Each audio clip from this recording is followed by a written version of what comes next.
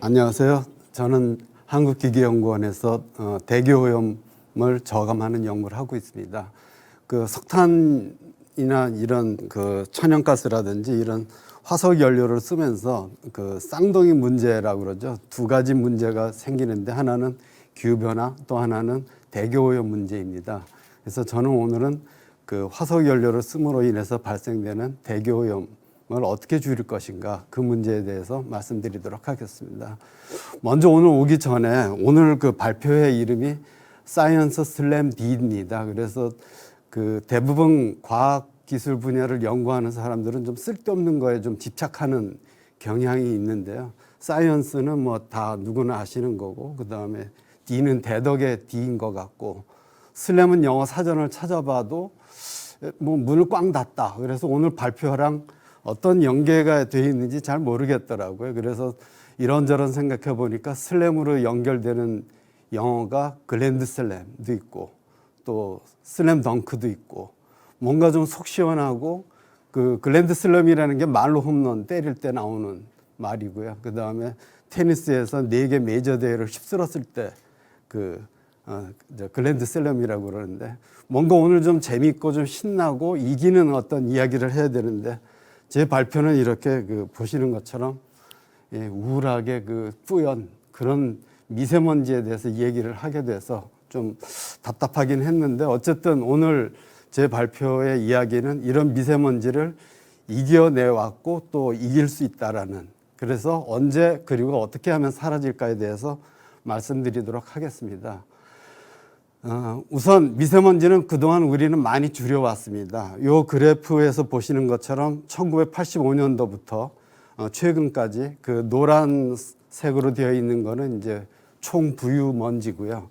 그 다음에 좀 짙은 색깔, 그 다음에 그 아래 녹색으로 되어 있는 거는 그 PM10, PM2.5 해서 이제 2.5 마이크론 미만의 그 어떤 먼지들의 농도를, 서울시의 농도 변화를 보여주고 있는 것입니다. 보시면은 그 급격하게 내려오는 것을 볼 수 있는데요. 그럼에도 불구하고 최근에 그 건강에 가장 영향을 주고 있는 전 녹색 PM2.5 쪽은 좀 덜 떨어지고 있고요. 그리고 그만큼 떨어졌다고 했지만 아직도 이제 그 세계 보건기구가 권장하고 있는 10마이크로그램 큐빅 메타까지는 아직 좀 멀었고요. 그래서 아직은 좀 더 해야 되는데 지금까지는 쭉 잘 떨어져 왔다라는 게 저뿐만 아니라 이쪽 분야를 연구하는 모든 전문가들의 의견입니다.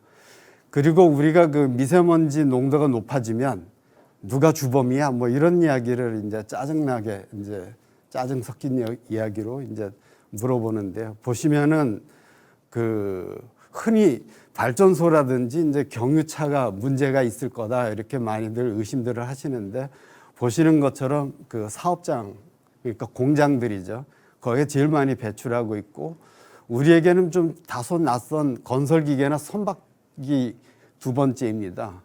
이 데이터는 어떻게 해서 해석을 해야 되냐 하면, 그동안 발전소와 경유차는 워낙 문제가 많았기 때문에 수십 년 동안 규제를 가했습니다. 기술도 많이 발전을 했고, 그래서 이제 세 번째, 네 번째 자리로 넘어갔고, 최근에 이제 우리가 신경을 써야 되는 거는 사업장하고 건설기계, 선박, 이런 것들이 남아있다라고 이제 보실 수 있습니다.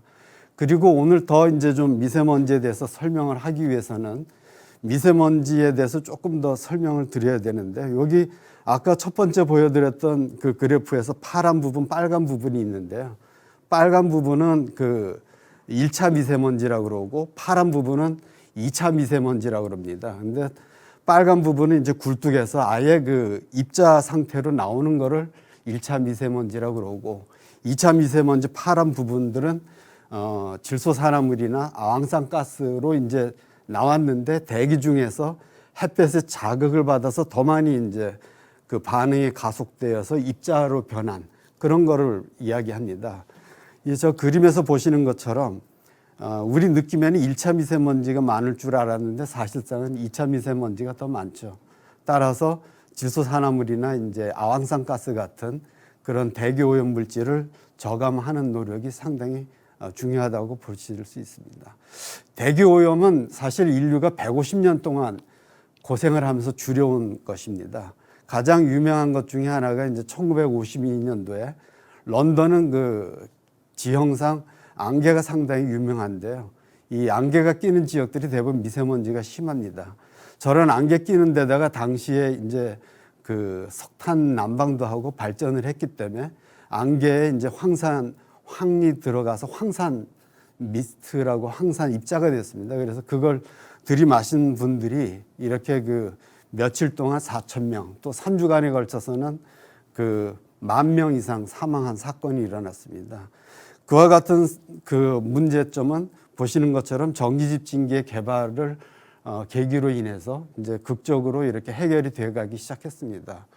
또 미국의 그 LA 지역도 보시면 1950년대 상당히 그 햇볕이 강한 지역인 관계로 자동차로 인한 미세먼지가 심했습니다. 그래서 그때 이제 70년대 중반이나 80년대 초부터 그 자동차 바닥에 있는 그 삼원 촉매라는 장치를 장착하면서 상당히 줄어들게 됐죠. 요거는 90년대 초에 그 철강왕 카네기가 이제 세운 US 스틸 공장입니다. 엄청나게 그 대기 오염 물질을 하늘로 뿜어내고 있는데요. 그 오른쪽 그림은 이제 최근의 것입니다. 효율 향상하고 저공해 설비로 인해서 그 많이 그 깨끗해진 것을 알 수 있고, 더 중요한 것은 그 피츠버그는 요즘 그 인공지능이라든지 바이오 산업이 상당히 발달된 지역입니다. 그럼으로 인해서 미세먼지를 해결을 해왔습니다. 일본의 경우를 한번 살펴보겠습니다. 일본의 경우 보면은 한 60년대부터 이제 그 산업단지나 발전소를 규제를 한 그 점오염원을 규제를 했고요. 그 다음에 이제 70년대 후반 80년대부터 이제 선오염이라고 하는 도로를 따라서 이제 오염이 생긴다 해서 선오염인데 자동차 배출 규제를 했습니다. 점오염은 굉장히 그 규제를 하면 효과가 빠릅니다. 보시는 것처럼 빨리 떨어졌죠. 근데 자동차 규제는 시작을 해도 잘 떨어지지가 않습니다. 그 이유가 저때 당시 차량도 증가를 했고 새로운 신형 자동차를 시장에 이제 보내주어도 이게 15년 정도는 지나야 효과가 나타납니다. 그래서 우리나라도 지금 보면 저 약간 줄어들지 않는 답답한 시기 어디쯤이 아닐까, 저희는 그렇게 생각을 하고 있고요. 실제로 이제 자료를 보시면 전국 질소산업물의 배출량입니다. 우리가 잘 알고 있는 발전소나 대형 공장, 점오염이라고 그러죠. 그런 데는 많이 줄었고, 이제 여기 선오염원 보면 영동고속도로, 경부고속도로가 보이실 겁니다. 이런 지역도 상대적으로 줄었는데 이제 소규모 사업장, 난방, 건설기계 이런 면으로 퍼져 있는 오염원들이 아직도 고민이라고 말씀드릴 수 있습니다. 그래서 또 한 가지는 이제 우리는 열심히 줄여도 중국에서 오는 건 어떻게 할 건가가 이제 또 고민입니다. 발생하는 것도 있고 넘어오는 것도 있습니다. 근데 다행히 그 중국도 점점 요즘 급격히 줄이고 있어서 중국의 영향은 점차 줄어들 것이다라고 이야기할 수 있습니다. 끝으로 제가 그 연구하고 있는 분야를 잠시 소개를 해드리겠는데요. 그 건설 기계를 저는 연구를 하고 있습니다. 그 기존의 저감 장치에서는 굉장히 많은 연기가 나오는데요. 저희가 새로 개발한 그런 장치들을 쓰면 상당히 그 깨끗한 배기가스가 됩니다. 더 시간이 있으면 자세하게 이런 어떤 그 플라즈마 버너라든지 이런 말씀을 드릴 수 있을 텐데 오늘은 뭐 시간 관계상 빨리빨리 넘어가겠습니다. 그 코로나가 답답하긴 하지만 우리 많은 분들의 그 어떤 과학에 대한 이해를 높여준 것 같아요. 예를 들면 실험실에서 개발했다고 해서 임상시험을 거치지 않고는 세상에 나올 수 없다는 거를 잘 아실 수 있을 겁니다. 저희도 실험실에서는 개발은 이미 했는데 지금 군부대에다가 160대 차량에 신기술을 장착을 해서 지금 이것이 안전하고 고장이 안 나는지 실험을 하고 있습니다. 마지막으로 정리를 하겠습니다. 미세먼지 언제 그리고 어떻게 하면 사라질까인데요. 미세먼지는 과학기술을 통해서 줄일 수 있습니다. 그리고 실제로 꾸준히 줄어왔고요. 전기집진기라든지 자동차 배기가스 촉매, 그 다음에 에너지 효율 향상, 에너지 전환, 신재생 에너지 등이 아주 중요하다고 말씀드릴 수 있습니다. 그 다음에 그 미세먼지가 줄어든 어떤 경향을 보면 아까 말씀드린 발전소와 같은 대형 점오염원, 그 다음에 자동차와 같은 선오염원, 그 다음에 곳곳이 우리 생활 주변에 퍼져 있는 면 오염의 순서로 줄어왔고, 우리나라는 이제부터 면 오염을 본격적으로 줄일 차례가 됐습니다.